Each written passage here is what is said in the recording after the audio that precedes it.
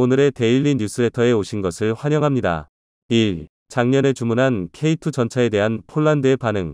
2. 중국이 보통 티베트를 통제하는 이유는 무엇입니까? 3. 결국 한국은 제대로 된 걸까? 한번 진실을 알아봅시다.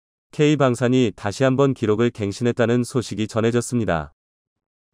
작년 12월에 폴란드와 무기 수출 계약을 체결한 지 4개월 만에 K2 전차와 K9 자주포의 첫 번째 배송을 완료했으며 이번에는 그것보다 한 달 더 빠른 3개월 만에 K2 전차의 두 번째 배송을 완료했다고 합니다. 지난 23일 현대로템은 폴란드의 그드니아 항구에 K2 전차 5대를 운송하여 기존 예정일보다 3개월 앞서 도착했다는 소식을 밝혔습니다. 현대로템은 정부와 군, 관계기관의 적극적인 협조로 이런 성과를 이룬 것으로 알려져 있습니다. 이 차량들은 2개월 전에 25,000톤급 선박에 실려 마사낭에서 출발하여 현지 시간 22일 폴란드 항구에 도착한 것으로 알려졌습니다. 조기 납품을 이루어낼 수 있었다고 공을 돌렸습니다.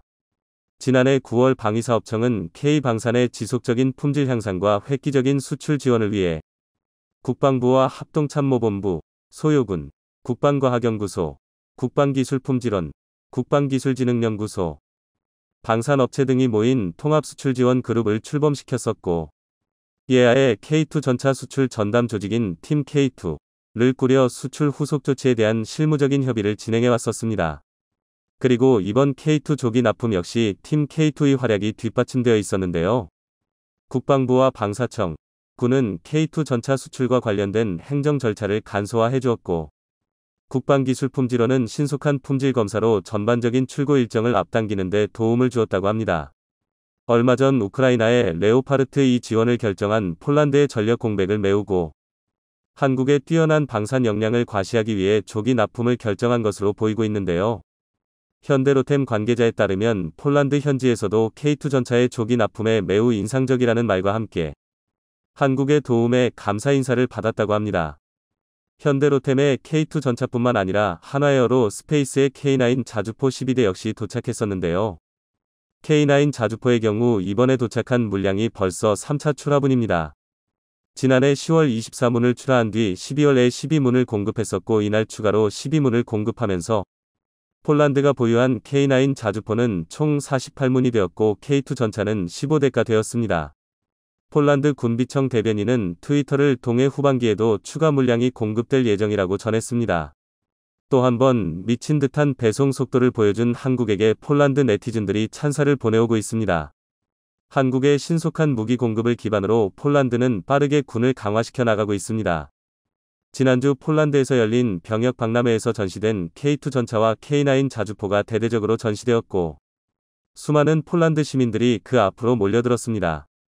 K2 전차와 K9을 직접 눈으로 본 폴란드 시민들은 이렇게 거대한 첨단 무기가 지구 반대편에서 겨우 4달 만에 도착했다는 사실이 경이롭다고 전했습니다. 가만히 있던 독일은 한국이 또 한 번 해냈다는 소식에 도대체 독일 전차는 언제쯤 도착하냐고 유럽 네티즌들에게 몰매를 맞고 있는데요. 이제 독일 방산은 한국보다 느리다는 꼬리표를 영영 뗄 수 없게 되어버린 것 같습니다. 그런데 한국의 K2 전차들이 속속들이 폴란드에 도착해서 러시아 국경을 향해 배치되고 있다는 소식어 푸틴이 노골적으로 불쾌함을 드러내고 있다고 합니다. 강력한 3.5세대 전차가 러시아를 겨냥하고 배치된다는 사실도 그렇지만 K2 전차의 공급과 함께 폴란드를 위한 K2 전용 전차탄을 생산하는 대규모 탄약 공장이 러시아의 코앞에 들어선다는 소식에 푸틴 대통령이 매우 분노했다고 하는데요. 바로 직전에도 푸틴은 영국에서 우크라이나에 특별한 전차포탄을 공급한다는 소식에 극대노한 반응을 보여준 적이 있었습니다. 지난 20일 영국에서 우크라이나에 보내는 챌린저 2 전차의 포탄 가운데 일부가 열화우라늄탄이라고 밝혔습니다.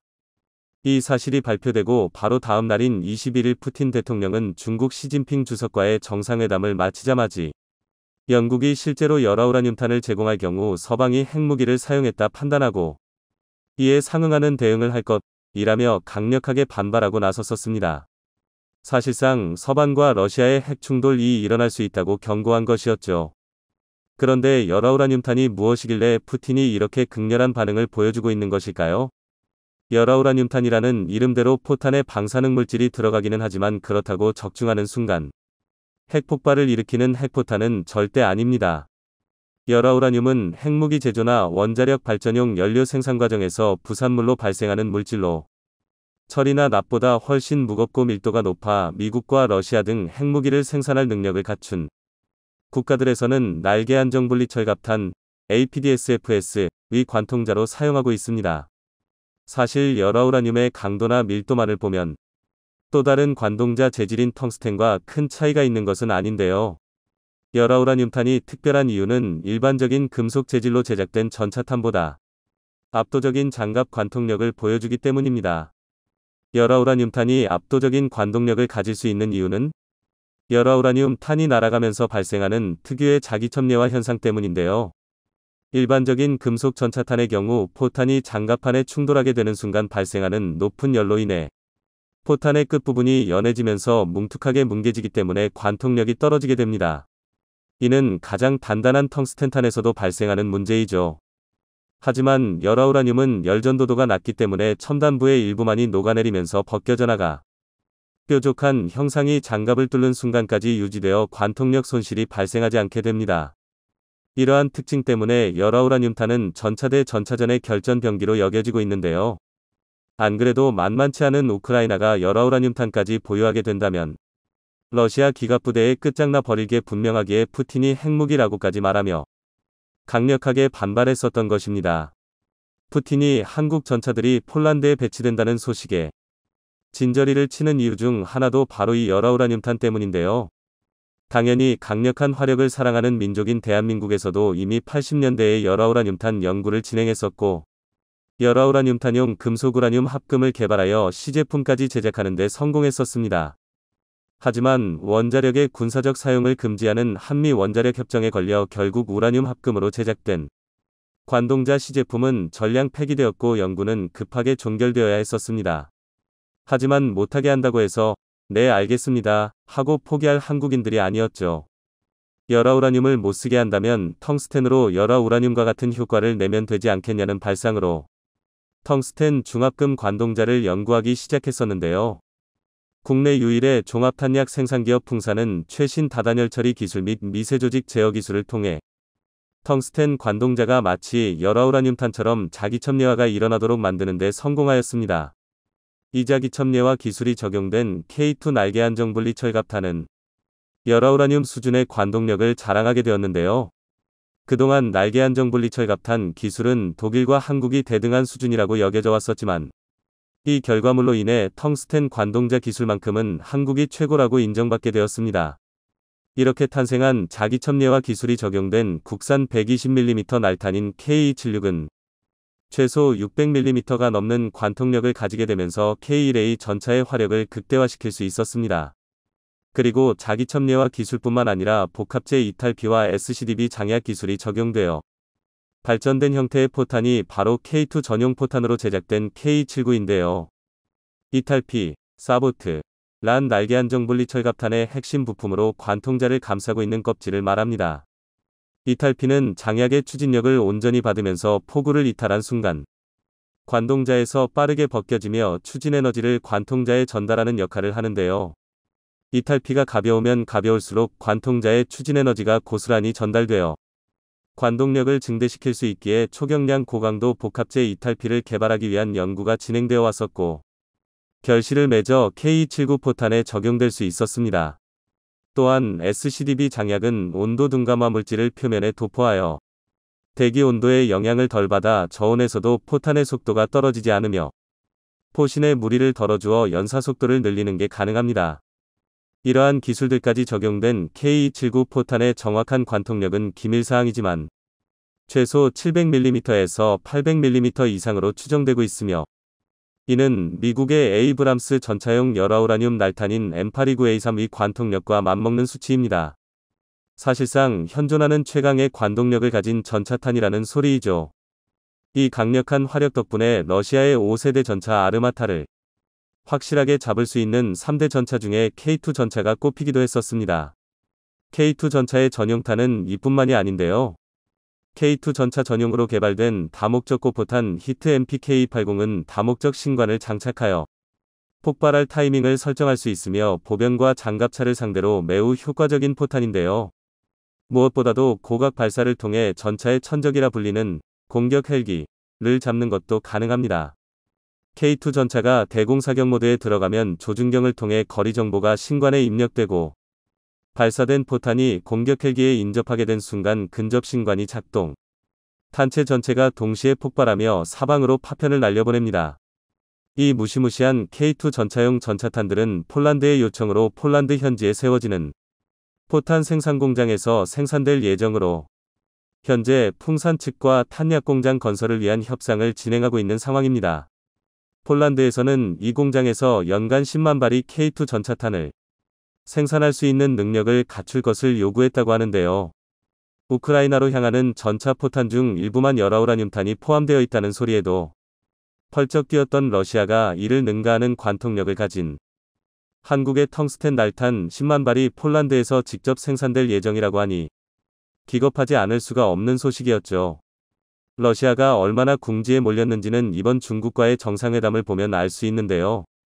그동안 정상회담에서 지각을 일삼으며 오만한 태도를 보여주었던 푸틴이지만 이번 시진핑 주석을 맞이할 때는 마치 황제를 맞이하는 듯한 의전을 보여주었는데요. 게다가 중국의 무기 지원을 얻어내기 위해 마치 보스를 대하듯이 공손한 자세로 회담에 임했었다고 합니다. 러시아의 몰락이 얼마 남지 않은 지금이 한국 방산의 영향력을 확대하기 가장 좋은 시기라고 생각하는데요. 폴란드에서 한국이 이루어내고 있는 일들을 보니 믿고 기다리기만 하면 될 것 같습니다.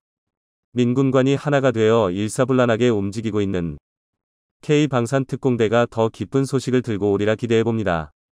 인구수 13억을 넘는 중국은 거대한 대륙에 내몽골, 신장 위구르, 티베트, 광시 장족, 닝샤 후이족 등 5개의 자치구, 일치구를 두고 있습니다. 자치구란 중국 정부가 아니라 스스로 관리한다는 의미로 주민 중 소수민족이 대다수를 차지하는 경우 자치 기능을 부여했습니다. 그중 티베트 자치구는 무슨 수를 써서라도 중국에서 분리 독립하려 몸부림치고 있지만 중국은 전 세계적인 조롱과 받아도 절대 놓아주지 않습니다. 그리고 앞으로도 놓아주지 않을 겁니다. 보통 중국이 티베트를 소나기에 쥐고 있는 이유가 대량으로 매장된 천연자원과 인도와의 군사충돌을 막아주는 전략적 요충지이기 때문으로 알고 있습니다만 진짜 이유는 따로 있습니다. 물 때문입니다. 인간이라는 존재는 힘들기는 하겠지만 석유나 천연가스가 없다고 죽지는 않습니다. 하지만 물은 다릅니다. 인체의 70%가 물로 이루어진 덕분에 인간은 주기적으로 수분을 섭취해 줘야 하고 물을 섭취하지 못하면 아마 일주일도 버티지 못할 겁니다. 그래서 중국에서도 생명의 젖줄이라고 부르는 2개의 강이 존재하는데 하나는 장강이라고도 불리는 양쯔강과 황하입니다. 그런데 중국인의 생명을 쥔 이 강들의 수원지가 티베트입니다. 양쯔강은 티베트 고원의 빙하에서 시작해 내륙을 관통해 황해로 합류하며 황하 역시 티베트 곤륜산맥에서 시작해 중국 한복판을 가로질러 바다로 흘러듭니다. 사실 메공강, 겐지스강, 인더스강 등을 포함 10개 이상의 강이 티베트 고원에서 시작됩니다. 그러니까 만성적인 물 부족에 시달리는 중국의 입장에서 티베트가 분리독립하는 순간 인민의 생명줄을 티베트가 좌지우지할 수 있는 꼴이 되기 때문에 온갖 조롱에 시달려도 티베트를 놓아주지 않는 겁니다. 그런데 인체의 약 70%가 불로 이루어진 인간에게만 물이 필요한 것은 아닙니다. 우리나라 최고의 먹거리 산업인 반도체 산업도 물이 없이는 제대로 돌아가지 않는데 반도체 산업에서 사용되는 불은 특이하고 특별하고 특출납니다. 그리고 2019년 일본이 반도체 수출 규제라는 무기를 들고 나왔을 때 한국이 소가리를 했던 것도 일본이 이 물로 한국 시장 100%를 점유하고 있었기 때문입니다. 자칫 일본이 이마저도 수출 규제 해버린다면 반도체뿐 아니라 발전, 제약, 화학, 제철, 디스플레이까지 모든 산업이 마비되어 버리니까요. 그래서 한국이 아예 독자 기술로 일본의 독점 시장을 깨버렸습니다. 1965년 한국과 일본 사이에 체결된 대일청구권 협정을 시작으로 한국과 일본은 국교를 정상화했습니다. 다시 말해 1965년 대일청구권 협정을 계기로 양국의 경제협력이 시작된 것인데 사실 한국은 지금까지 단 한 번도 일본에게 무역 수지 흑자를 기록한 적이 없습니다. 늘 손해를 본 것이죠. 공식 집계가 시작된 1957년 2270만 달러를 시작으로 1965년 1억 달러, 2022년에는 241억 달러를 기록 중입니다. 무역 적자 누적액이 한국 돈으로 750조 원에 육박하는데 2022년 기준 한국 정부의 1년 예산이 607조 원이니 얼마나 많은 손해를 보고 있는지 감이 오시죠. 그런데 이렇게 될 수밖에 없는 이유가 있었습니다. 한국이 산업화를 천명하면서 중공업 등 각종 제조업에 올인했는데 이 제조업의 성장을 위해서는 소재, 부품, 장비로 불리는 소부장이 필수적입니다. 공교롭게도 일본은 1970년대부터 관련 산업에 올인해 세계 최고의 소부장 생산국이 됐는데 한국이 산업 고도화를 이룰수록 대의리존도가 높아져 갔고 현재에 이른 겁니다. 2019년 일본이 한국 대법원의 강제징용에 대한 판결에 보복한다며 반도체 장비 등에 대한 수출 규제를 시작했을 때 한국이 큰 위기를 느꼈던 것도 이 때문입니다. 한국은 세계 최고 수준의 반도체 생산국이지만 이 반도체 생산에 필요한 소재나 부품, 장비들에 대한 일본 의존도가 상당히 높아 이를 한국의 목을 조이기 위한 보복으로 봤기 때문이죠. 그래서 이 위기를 타개할 방법으로 그간 일본에 의존했던 소부장에 대한 국산화 바람이 불었던 것인데요. 그중 하나가 물리입니다. 초순수 울트라 퓨어 워터라는 것이 있습니다. 그 용어 자체로 보더라도 매우 높은 순도를 가진 물이라는 의미를 알 수 있는데 이는 20여 차례가 넘는 특수 공정을 거쳐 미생물과 중금속, 유기물, 용존산소 등 거의 모든 불순물을 제거하고 수소와 산소만 남은 물을 말합니다. 이는 인간이 만든 가장 깨끗한 불 또는 반도체의 생명수라고 불릴 만큼 반도체 생산에서 없어서는 안 될 필수 공업용수인데요. 반도체를 피자로 비유한다면 반도체 직접 회로가 토핑이고 웨이퍼가 도우로 볼 수 있는데 이 웨이퍼를 씻어내려면 초순수 외에는 대안이 없습니다. 12인치 반도체 웨이퍼 한 장을 만들기 위해 약 7톤의 초순수가 필요한데 이 외에도 수많은 공정 전후에 진행되는 세정 작업에도 사용되기 때문에 반도체 공장 단지마다 생산시설을 별도로 갖추고 있습니다. 그럼 왜 초순수가 필요할까요? 반도체는 나노미터 단위의 초미세 공정을 다루는데 공정 전후에 남은 아주 미세한 먼지 하나에도 오류가 생길 수 있습니다.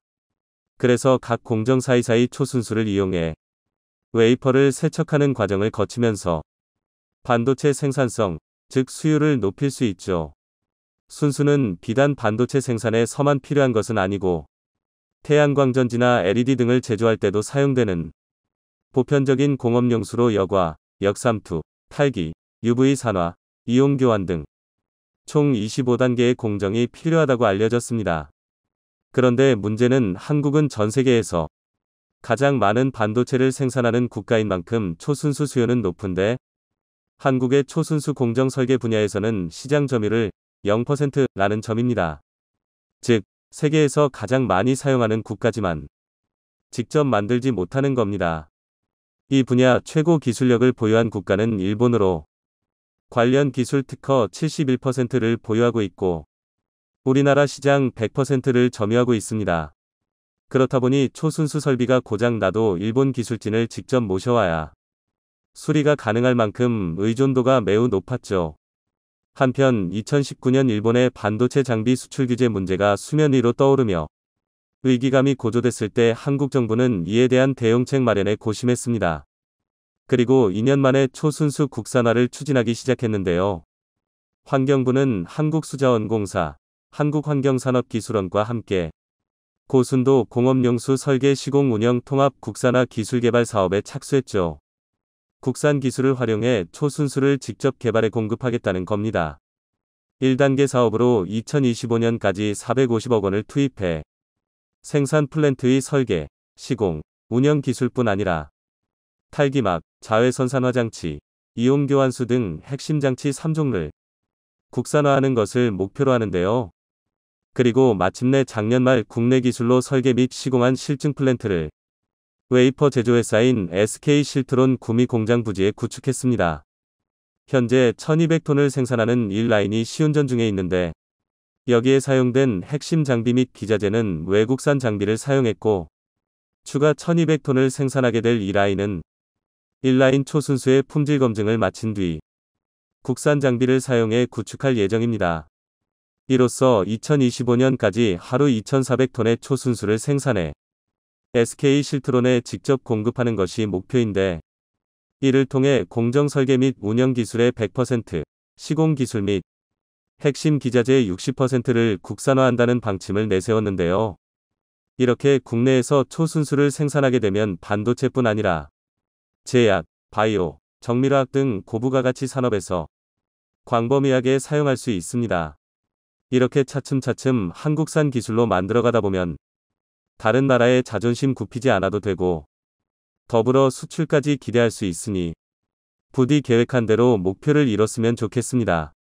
얼마 전 저는 강기동이라는 분을 직접 뵙고 인터뷰를 진행했습니다. 현재 한국을 먹여 살리는 것은 반도체인데 우리나라 최초의 반도체 기업이자 삼성반도체, 현 삼성전자, 위 전신인 한국 반도체를 설립한 인물입니다. 한국에서 반도체라는 싹이 트기도 전인 1960년대 미국 국방부의 대륙간 탄도탄, 미니트맨, 미니드먼, 극비리 프로젝트를 거의 혼자 이끌다시피 했던 반도체 분야의 대단한 선구자였는데 1973년 모든 걸 접고 한국에 돌아와 한국 반도체를 설립했습니다. 당시 그의 두뇌에는 선진국보다 20년 앞선 기술이 있었고 그걸 현실로 구현했지만 그는 어느 순간 쫓겨나다시피 미국으로 돌아가 은둔 생활 중입니다. 이 강기동 선생님께서 한국을 잠시 방문하시면서 직접 인터뷰를 요청해 오셨고 1973년 어떤 일이 있었는지 그는 통해 나는 실패한 사람이 아니다 라는 점을 결국 대한민국이 제대로 코를 꿰게 생겼습니다. 최근 네로라는 세계 유수의 외신들이 혈안이 되어 달려드는 특종이 있는데요. 바로 대한민국의 우크라이나 전쟁 참전입니다. 이게 대체 무슨 소리냐 싶으실 텐데요. 그도 그럴 게 대한민국의 살무기 지원 금지 입장은 우크라이나 전쟁이 시작된 이후부터 지금까지 단 한 번도 변하지 않았습니다.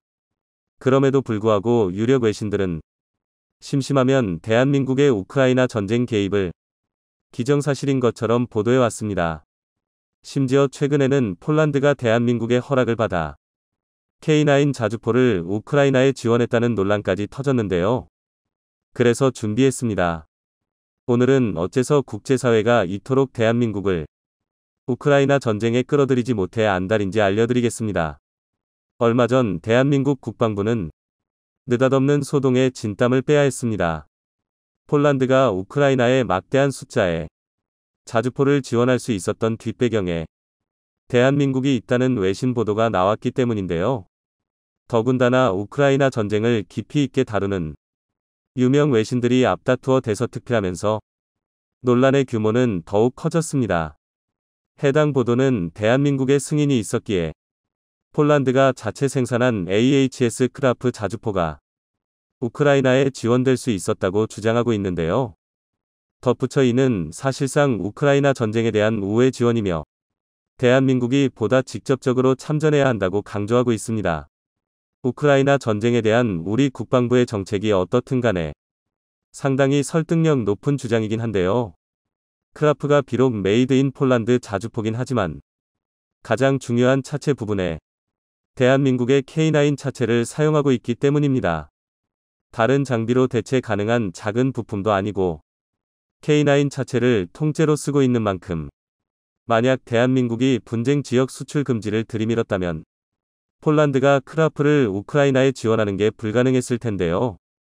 그러나 우리 국방부는 크라프는 K9 차체뿐만이 아니라 영국산 포탑과 프랑스산 주포가 탑재되어 있다 라며 대한민국의 무기체계가 우크라이나에 수출된 것은 아니다. 어디까지나 폴란드의 결정이고 우리가 왈가왈부할 사안이 아니다 라고 단호하게 선을 그었습니다. 그런데 정작 외신들은 여전히 대한민국의 우크라이나 직접 지원 주장을 굽히지 않고 있는데요. 여기에는 서방 세계의 강력한 입김도 작용하고 있습니다. 대한민국 무기체계의 우크라이나 직접 지원이 시작된다면 지금까지 역량 부족으로 허덕이고 있던 미국, 유럽의 전력 공백이 단박에 해결되리라 보고 있는 건데요. 미국과 전 유럽이 달라붙어서 겨우 우크라이나와 러시아의 전력 차이를 수평으로 유지하는 상황에서 대한민국의 참전이 전쟁의 판도를 바꿀 수 있는 거의 유일한 수단입니다. 특히 전쟁의 원동력이나 다름없는 탄약 등의 소모품 분야에서 미국과 우크라이나는 이미 알게 모르게 대한민국의 상당 부분을 의존하고 있습니다. 일례로 지난 11월 이루어진 미국과 대한민국 간의 1차 155mm 10만 발 계약만 봐도 대한민국의 압도적인 포탄 생산 능력은 물론 우크라이나 우회 지원에 대한 암묵적 합의가 수반된 일이었습니다. 그리고 지난 2월 말에는 대한민국과 미 국방부가 2차 포탄 지원과 관련된 협상을 본격적으로 진행 중이라는 게 밝혀졌는데요. 물론 여전히 대한민국은 살 무기 지원 금지 방침을 유지하고 있습니다. 하지만 이 자체만으로도 대한민국은 국제사회에서 상당한 정치적 리스크를 짊어져야 하는데요. 미국과의 동맹 관계 때문이 아니라면 냉정하게 말해 대한민국이 우크라이나를 도울 이유는 없습니다. 하지만 양안 전쟁을 앞두고 내부에서부터 군수품 부족 문제가 터져나오고 있는 미국 입장에서 대한민국이 아니면 대책이 없는 상황입니다. 그렇기에 미국은 대한민국의 빚을 지면서까지 포탄을 수입할 수밖에 없는데요. 그 결과가 바로 서두에 말했던 대한민국 우크라이나 전쟁 직접 지원에 대한 국제사회의 요구입니다. 쉽게 말해 어차피 이렇게 된 거 적극적으로 전면에 나서서 우크라이나 전쟁을 조속히 끝내자는 것입니다. 특히 대한민국의 참전 여부가 중요한 이유는 미국의 3배가 넘는 포탄 생산 능력뿐만이 아닙니다. 사실 대한민국의 포탄 생산 능력이 우수한 건 그저 기본 소양에 불과합니다. 국토 면적 대비 전 세계에서 가장 많은 야포를 보유한 나라답게 평시에도 이 정도의 포탄을 생산하지 못하면 애초에 군을 유지하는 게 불가능한데요. 비단 속도와 생산량뿐만 아니라 대한민국의 포탄은 품질과 성능까지 모든 면에서 세계 최정상급 기술력을 보유하고 있습니다. 이를 가장 잘 보여주는 게 K9 자주포를 세계적인 명품의 반열에 오르게 만든 주력 포탄입니다. 현대전에서 포병의 임무는 굉장히 다양하고 복잡하지만 이를 최대한 간소화하면 궁극적으로 적보다 더 멀리, 더 정확히 쏘는 것으로 귀결되는데요. 그러나 가장 직관적인 방법인 포신 확대와 추진 장약 증가는 물리적 한계가 명확했습니다. 포신 반동 흡수와 내구성 문제, 장약 운반 등의 문제를 생각하면 K9에 탑재된 155mm 52 구경장이 현대 기술의 정점이라고 할 수 있습니다. 지난 영상에서도 소개해드렸지만 155mm 52 구경장 포신을 개발하는데도 반동 흡수 과정에서 무수한 도전과 실패가 반복되었고 심지어 인명사고까지 발생했었는데요. 포신 확장의 물리적 한계에 봉착하자 대한민국은 전혀 새로운 해결책을 제시했습니다. 바로 이가 없으면 잇몸으로 포신이 한계면 포탄 자체를 개량하는 건데요. 그런데 문제는 이조차도 쉬운 일이 아니라는 것입니다. 예컨대 움직이는 모든 물체는 공기저항을 발생시키는데요. 포탄의 경우 포구 속도만 초속 980m에 달할 정도로 속도가 너무 빠르기 때문에 공기를 찢고 날아가면서 진행 방향 후방에 진공 현상이 발생합니다. 포탄의 탄저부에서 발생하는 이 진공은 포탄이 받는 전체 공기 저항의 50%에 달하는 항력으로 포탄을 끌어당깁니다. 이로 인해 M107 고폭탄 최대 사거리는 18km에 불과했는데요. 이 문제를 해결하기 위해 대한민국 기술진들이 주목한 건 다름 아닌 골프였습니다. 당연히 스포츠로서 골프를 말하는 건 아닌데요. 정상급 프로 골퍼의 드라이브샷을 맞은 골프공의 순간 속도는 무려 시속 290km에 육박합니다. 이는 스포츠에서 두 번째로 빠른 구속인데요. 시속 330km에 달하는 배드민턴 셔틀콕이 순간 속도 측면에서는 가장 빠르지만 비거리와 속도를 모두 만족하는 건 골프공이 유일합니다. 이는 골프공 특유의 딤플이라는 홈 덕분인데요. 울룩불룩한 표면이 작은 회오리와 같은 난기류를 일으키게 되고 이로 인해 진공을 상쇄시켜 공기 저항을 줄이는 것입니다. 대한민국 기술진들은 골프의 바로 이 부분에 주목한 건데요. 골프공의 딤플을 포탄에 대입시킨다는 획기적인 발상으로 진공 문제를 해결했습니다. 그것이 바로 1999년 K9과 함께 순수 국내 기술로 자체 개발한 K307 155mm 항력감소 고폭탄, 통칭 BB탄, 베이스 블리드입니다. BB탄은 탄저부에 점화기 결합체와 항력감소제를 장착하여 가스가 발생하도록 했는데요. 이때 발생한 가스가 골프공의 딤플에서 발생한 난기류처럼 포탄의 진공을 메우고 항력을 감소시킵니다.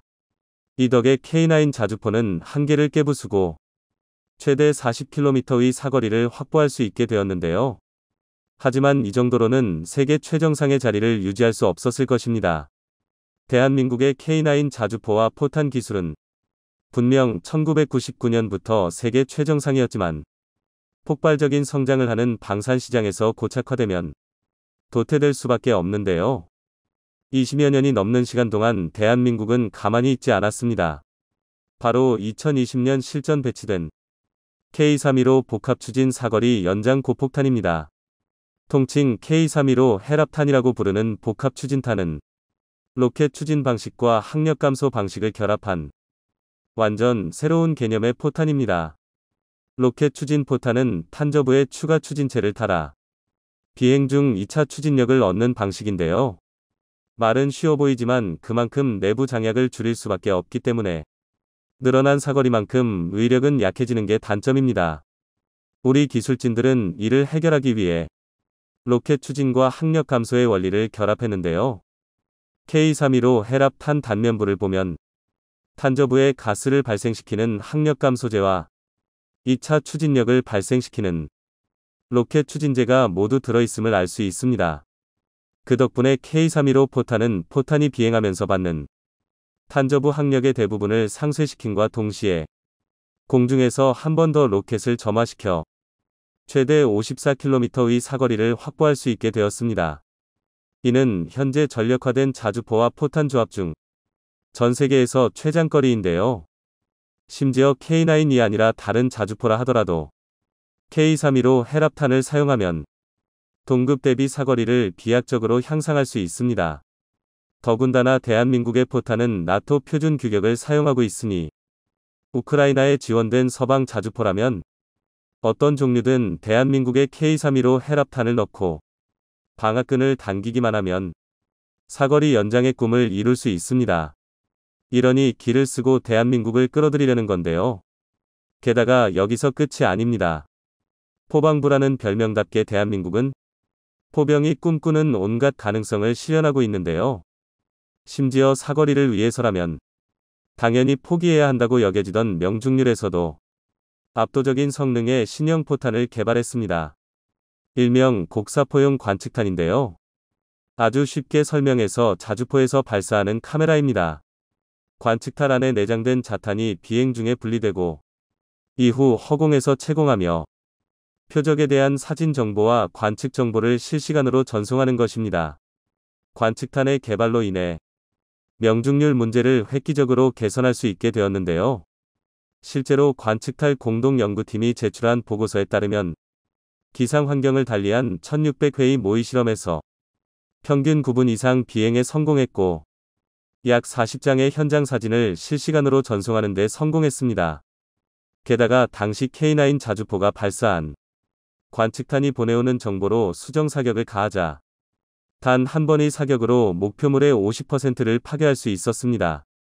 적 포병이 사격 후 이탈하기 전에 빠른 대응이 중요하다는 걸 생각하면 사격 시간 감소와 명중률 증대는 상당히 중요한 전술적 이점인데요.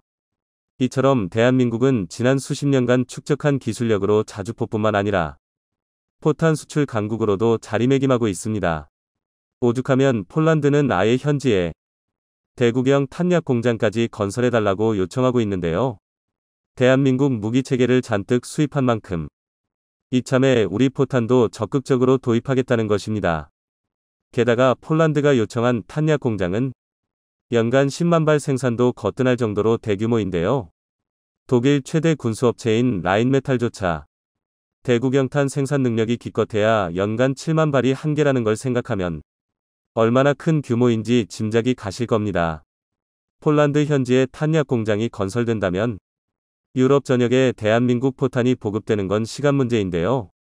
아이러니하게도 이런 급격한 성장이 우크라이나 전쟁과 만나 대한민국의 국제 정치적 선택을 강요하고 있습니다. 이제 대한민국도 우크라이나의 짐을 나눠서 져야 한다는 건데요.